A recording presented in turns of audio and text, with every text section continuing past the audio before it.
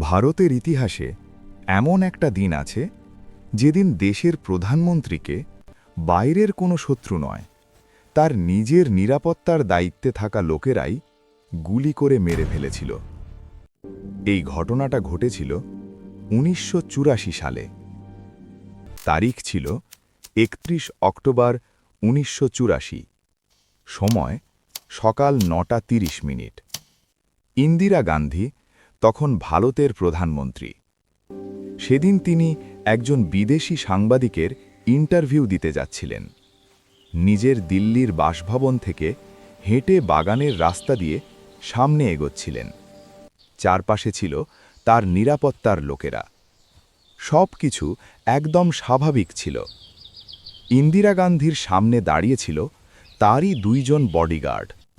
একজনের নাম বিয়ান্ত সিং, আরেকজন সতওয়ন্ত সিং। দুজনেই ছিলেন শিখ ধর্মের মানুষ। হঠাৎ করে বিয়ান্ত সিং তার বন্দুক বের করে ইন্দিরা গান্ধীর দিকে পরপর ৩টি গুলি চালায়। এরপর সতওয়ন্ত সিং তার বন্দুক দিয়ে অনেকগুলো গুলি চালাতে থাকে। মোট প্রায় ৩০টির বেশি গুলি ইন্দিরা গান্ধীর শরীরে লাগে। তিনি সঙ্গে সঙ্গে মাটিতে পড়ে যান। ইন্দিরা গান্ধীকে কেন হত্যা করা হয়েছিল এটা বুঝতে হলে আমাদের ফিরে যেতে হবে ১৯৮৪ সালের শুরুর দিকে। একজন শিখ ধর্মীয় নেতা জর্নায়েল সিং ভিন্ডরানওয়ালে। শুরুতে তিনি ধর্ম আর শিখদের অধিকার নিয়ে কথা বলতেন। অনেকে তাকে সমর্থনও করেছিল, কিন্তু সময়ের সঙ্গে সঙ্গে তার চারপাশে সশস্ত্র লোক জড়ো হতে থাকে।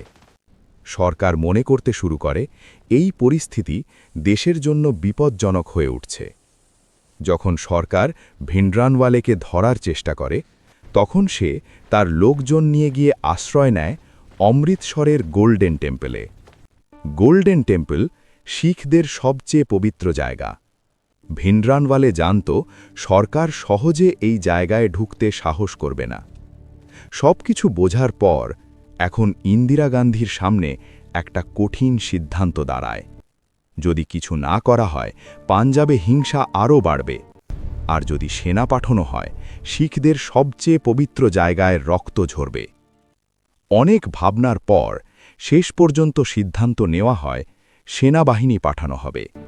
এই অভিযানের নাম দেওয়া হয় অপারেশন ব্লু স্টার। ১৯৮৪ সালের জুন মাসে গোল্ডেন টেম্পলে সেনা অভিযান শুরু হয়। টেম্পলে ভয়ঙ্কর লড়াই হয়। এই অভিযানে ভিন্ডরানওয়ালে মারা যায়, কিন্তু সঙ্গে সঙ্গে অনেক নিরীহ মানুষও প্রাণ হারান। গোল্ডেন টেম্পলের ভেতরের অংশ ক্ষতিগ্রস্ত হয়। এই ঘটনা অনেক শিখ মানুষের মনে গভীর ক্ষত তৈরি করে। তারা মনে করেছিল তাদের ধর্মকে অপমান করা হয়েছে। এই ক্ষোভ ধীরে ধীরে প্রতিশোধের আগুনে পরিণত হয়। এই আগুন গিয়ে পড়ে ইন্দিরা গান্ধীর নিজের নিরাপত্তার লোকেদের মধ্যেও। বিয়ান্ত সিং আর সতওয়ন্ত সিং মনে করত এই সব কিছুর জন্য ইন্দিরা গান্ধী দায়ী।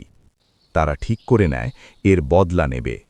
আর সেই সিদ্ধান্তের ফলেই ১৯৮৪ সালের ৩১ অক্টোবর সকালে ইন্দিরা গান্ধী তার নিজের বডিগার্ডদের হাতেই নিহত হন।